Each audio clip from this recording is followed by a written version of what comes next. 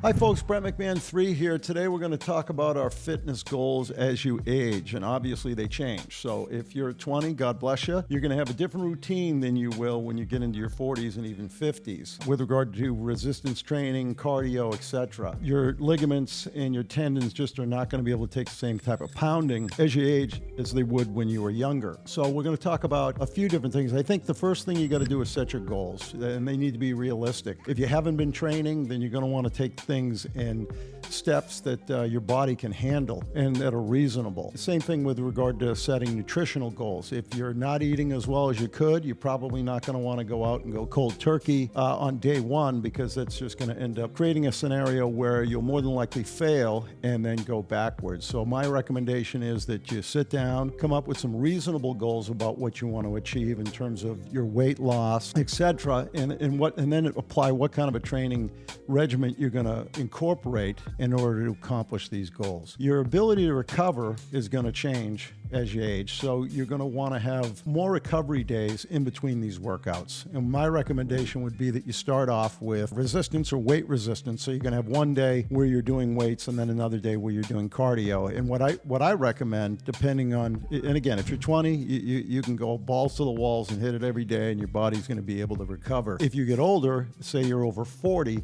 going to want to change that regimen, especially as you get into your 50s. So you might go more on a 2-day on, 1 day off cycle. That would be my recommendation. And we'll get into supplementation and nutrition, some other things. But again, with regard to the goals, say you want to lose 20 pounds, you want to start off and say, okay, what's a reasonable amount of time that it's going to take for me to lose that 20 pounds? And what a lot of people don't realize, you talk to a lot of people. I talk to gals all the time and different people, and they'll say, well, I just want to lose 10 pounds here. I want to lose 5 pounds here, around my hips, around my waist. There's no such thing as spot reduction. So unfortunately, it doesn't work that way. We all have parts of our body that we'd rather improve, but unfortunately, as I said, it doesn't work that way. So if you're going to lose 20 pounds, you're going to lose a little bit here, a little bit there. It's all over your body. And what it's basically based on is your caloric intake. That's what's really going to drive everything, and that's what makes it tough. It was easy.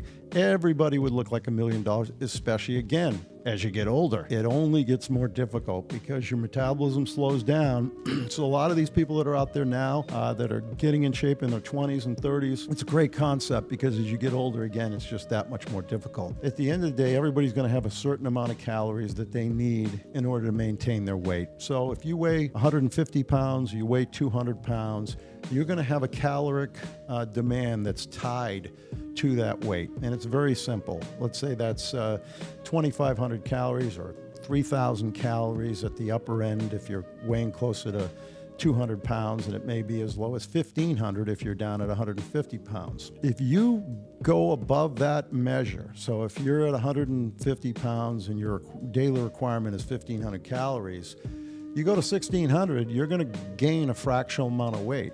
Whereas if you get down to 1,450, you're going to lose a fractional amount of weight. This is basically how it works. So there's a lot of theories out there. There's a lot of people that'll tell you, if you take this or you take that, you're going to do this and you're going to do that. God bless them, and you can try it. But I can tell you that at the end of the day, the biggest thing you want to circle in on is that daily caloric intake. And that's why today such a big part of this that you're hearing all about is intermittent fasting. And what I like about intermittent fasting is that it enables you to incorporate a structure into your life. If you're not the most disciplined person in the world, which I'm not always, as many people aren't, and it allows you to sort of get this weight reduction without killing yourself. So let's say, and let's talk about intermittent fasting. And here's basically an example of what it would be. So you're going to discipline yourself where you say, okay, I'm going to stop eating at 8 o'clock at night. But what I'm going to do is from the hours of when I rise, so whether that be 5 o'clock, 7 o'clock, 9 o'clock, during that period you might have a cup of coffee. Short of that, you're going to fast. So you're not taking in any calories until a certain time of day. So let's say you rise at 6 o'clock, 7 o'clock again, but you're not going to have that first meal until 10 or 11 o'clock. If you're able to do that and you stopped eating at 8 o'clock at night, you can do the math. You're going to get in anywhere from 13 to 15, 16 hours of intermittent fasting. And what that's done, it has diminished or reduced the time period in which you're eating, which is putting stress on your digestive system and your recovery and everything else. So now you've expanded this time period where sort of weight loss can occur. Because you're restricting the calories to just that specific time period. So that's kind of the basis for intermittent fasting.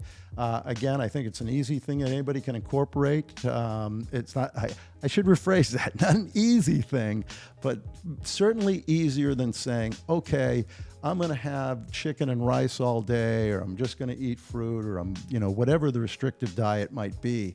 If you shorten that window, that might be a philosophy or something that you can incorporate, a method that may lead to consistent weight loss with regard to your goals. The second thing I'd like to talk about is workout routines. In order to get in shape and really achieve some level of fitness, you're going to need a routine. What I typically recommend, as I mentioned earlier, is incorporating the weight resistance training with cardio.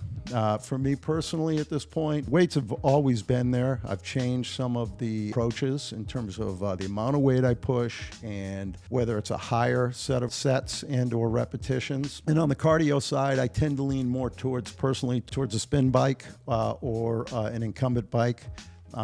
It's just a lower impact on the joints, but yet you can still get a good cardio level in that can help you burn extra fat. And again, all goes back to the calorie demand.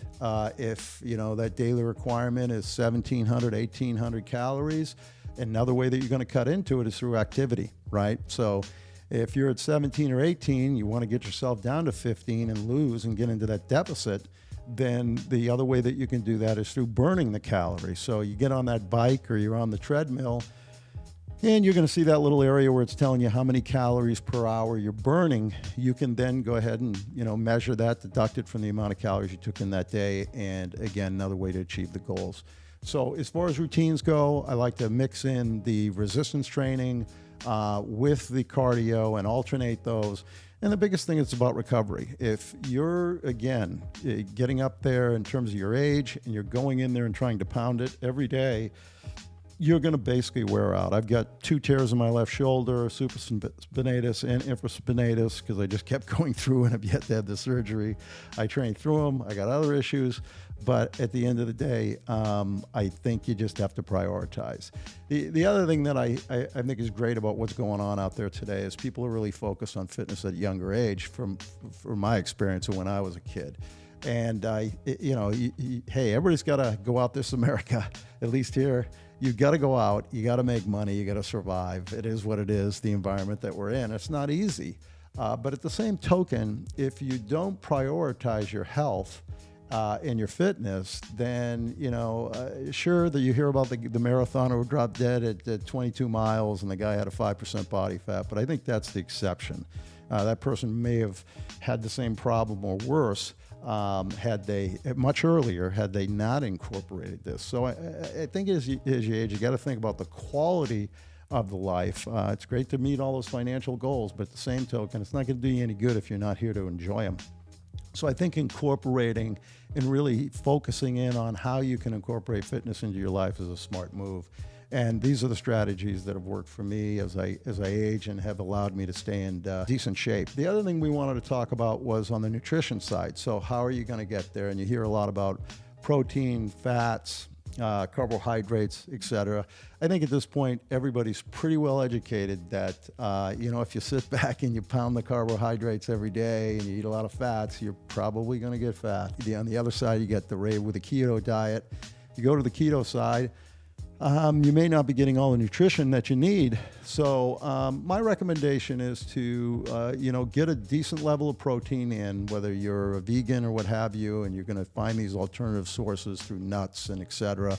Or myself, I like to, incorporate these into my diet, which is just one's called Premier Protein. I'm not endorsing them or anything like that, but I do recommend it's 30 grams of protein You can digest it fairly easily, and it's a quick way to get that pick-me-up and increase that overall protein level that you need on a daily basis. For me, I try to shoot from anywhere from 140 grams and up. And again, I'm not a physician or a doctor, and I'm not trying to tell you what your recommended protein. You're going to need to do the research, and I recommend you discuss that with your physician or advisor, your fitness advisor, and come up with a routine that would work for you in terms of the nutritional side. But again, for me, I like to stick to the basics. A lot of chicken, a lot of rice, vegetables and fruit, and again, just kind of monitoring the calorie intake on a daily basis. And then, as I said earlier, the big discipline when I do go off and it's a binge, I say to myself, okay, well, I got that window. I'm going to be eating from